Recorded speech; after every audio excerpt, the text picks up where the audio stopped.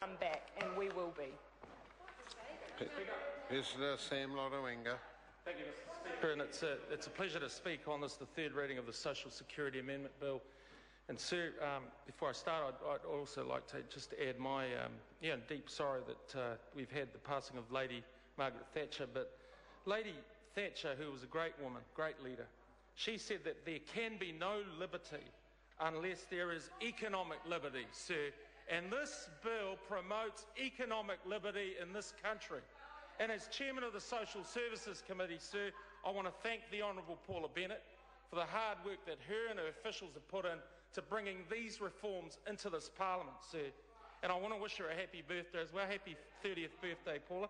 And I want to congratulate also the officials, the clerks, the Parliamentary Council, and also my fellow members who I may disagree with tonight and on this substantive issue of welfare reform.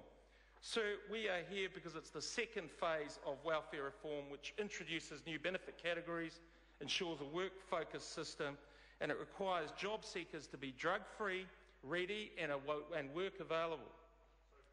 And the bill, as my colleague behind me says, it's about introducing a social obligations, a social contract for parents to make sure that their children are participating in early childhood education, are at school from the age of 6, registered with a general practitioner and up to date with their well child checks. And those things, sir, are positive.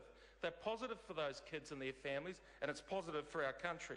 It also provides for benefit payments to be stopped for those who are on the run from the police. Now, to me, that's just common sense. To members opposite, they think it's the end of the world. The reforms that we are making today are about building confidence in the welfare system that we campaigned on so it can regain the work focus that it was intended to have 75 years ago, which that member spoke about.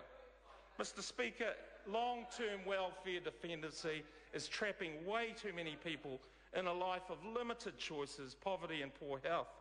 We're doing this for the 220,000 children who are living in benefit-dependent homes, and evidence shows clearly, and the Minister says this almost every day out there in the community, evidence shows that children are better off when their parents are at work and not in welfare.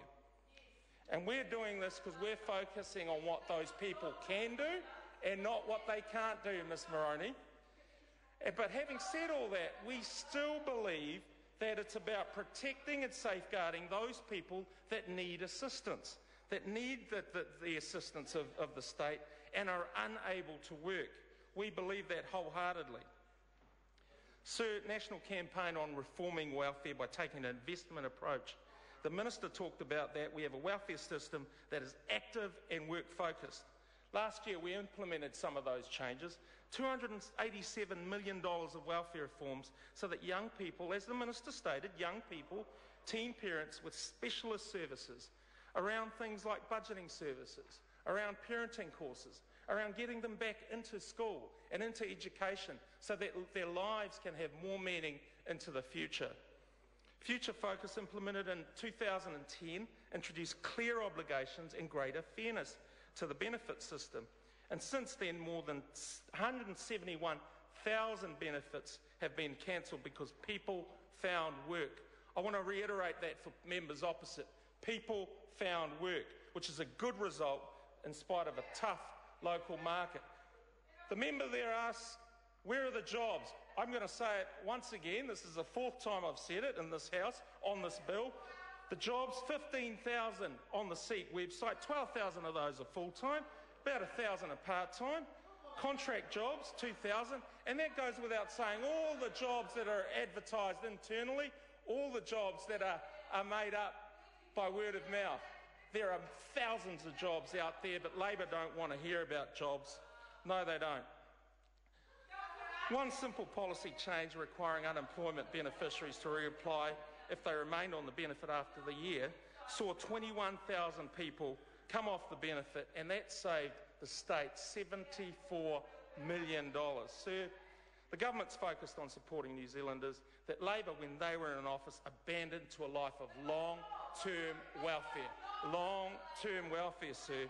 And there are more people working in this country today than ever before in the country.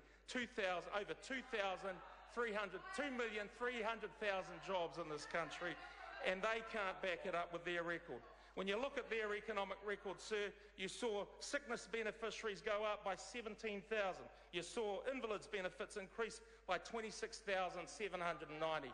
They don't want to talk about that because they know their record is poor and needed improvement. Sir, it was the previous Minister of Social Development and Employment that said a rise for 2 quarters in unemployment numbers was, and I quote, not bad news, actually. That's the sort of aspiration that we get from across the aisle, and that's the aspiration that they continue to show in opposition. Sir, we're delivering on welfare reforms to New Zealanders because they voted us in 2011 to get the job done. Expecting job seekers to be drug-free, ready and work available. Ensuring a work-focused welfare system. Stopping benefits to those with an outstanding warrant. Introducing health, education, social obligations. So children in welfare-dependent families get the best possible start in life. We're tackling welfare fraud. We're tackling long-term benefit dependency. And this is a government that will still protect the vulnerable. Sir, they talk, members across talk about how they built the welfare system 75 years ago. But I can tell you, sir, they are also the ones that broke the welfare system. We're here to fix it. Mr. Speaker, I commend this bill to the House. Dr. Rajan Prasad. Thank you, Mr. Speaker. This bill epitomises the major differences between the national government and the Labour opposition on